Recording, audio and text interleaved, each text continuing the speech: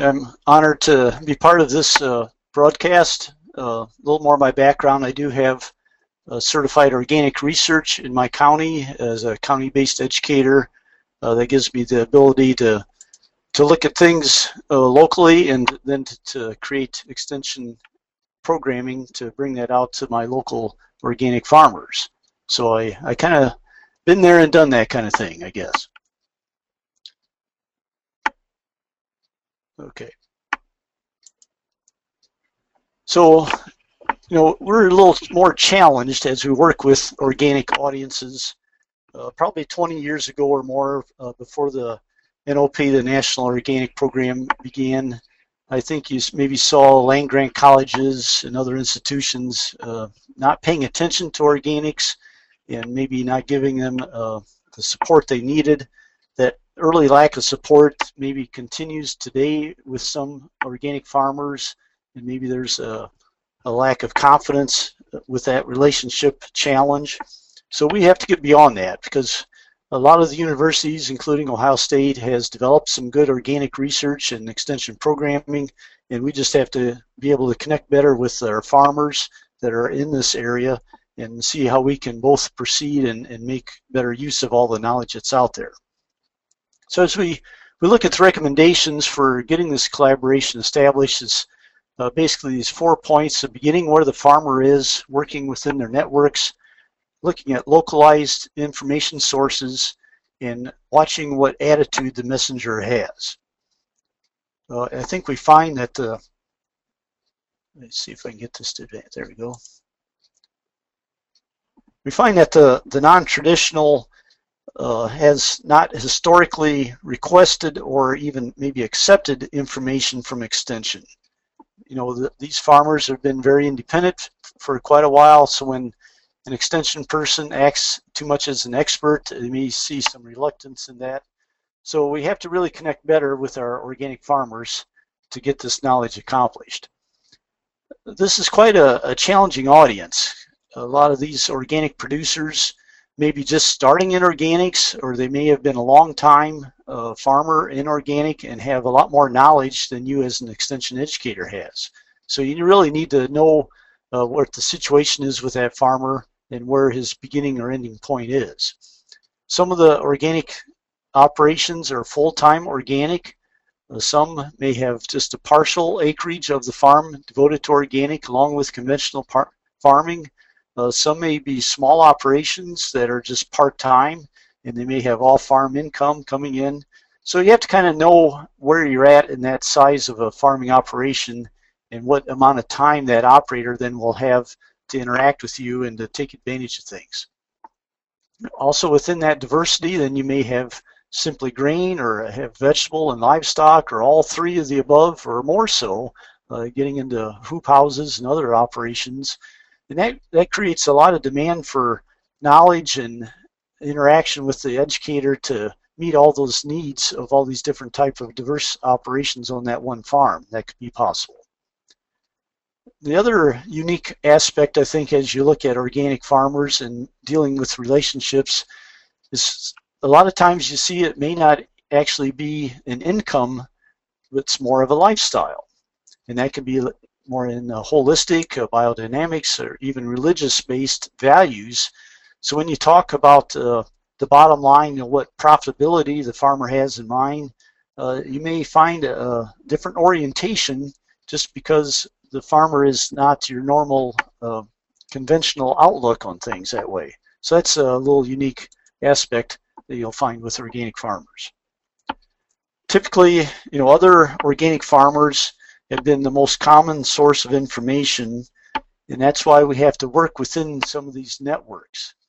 Before extension and other land grants created their own information, farmers had nowhere else to go and relied on themselves, and they typically did not attend agronomy meetings. The information there is more chemical or pesticide driven, so why would an organic farmer attend those kind of meetings?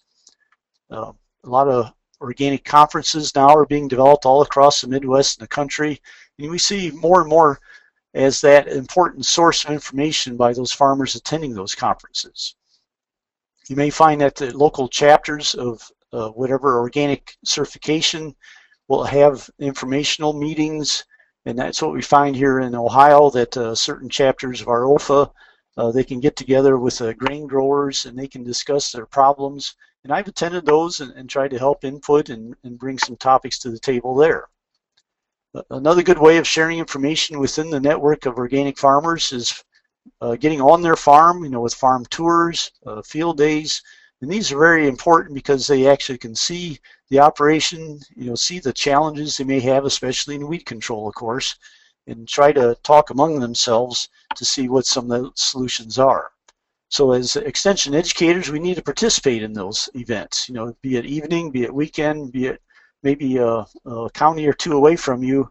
You can gain valuable rapport with your local organic farmers by attending these events and learning along with them at these field day type events.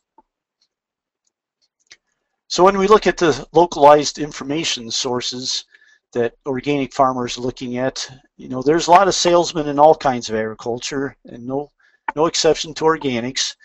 And we see, I think, more so maybe some of the science that is lacking in some of these organic products that a salesman may be peddling.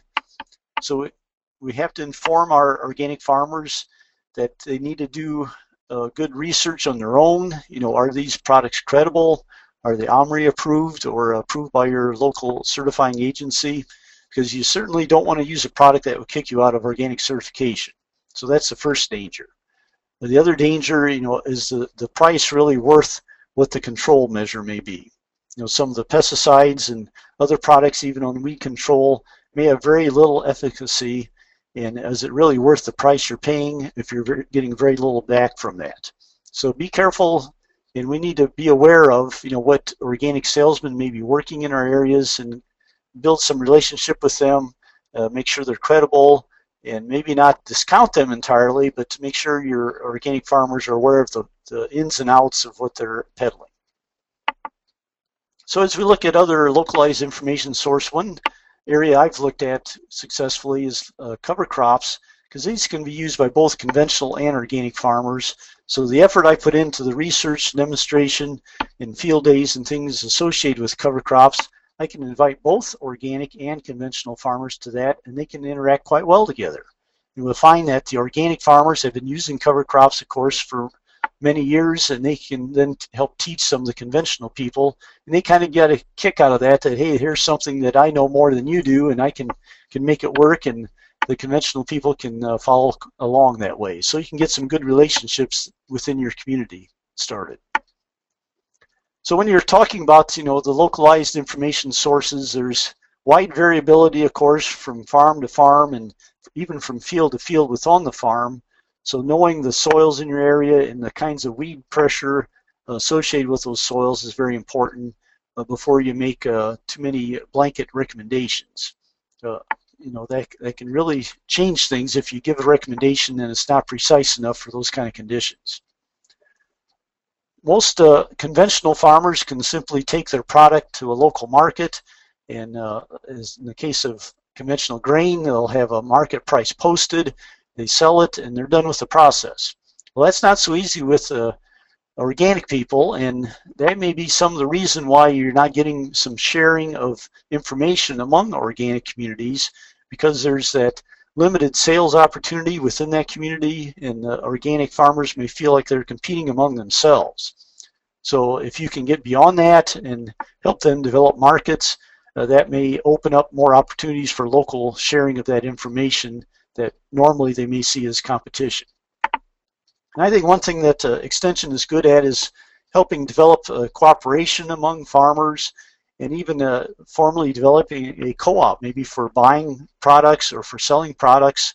This is an opportunity, I think, that Extension educators can interact with their local organic community and get that developed and really make a lot more product available and at a better price to the local community. So we have to be careful if you've dealt mostly with conventional farmers, not to represent yourself too much as an expert if you haven't dealt in organics before. We feel that there's more positive image, I think, in the organic community of that person as an individual versus representing a college, land grant university, or a government agency. Some of these people get pretty turned off, if you say, well, I'm an expert from the college. Just represent yourself. Admit to your shortcomings, admit to what you still may have to learn, and I think the organic people will respond much better from that.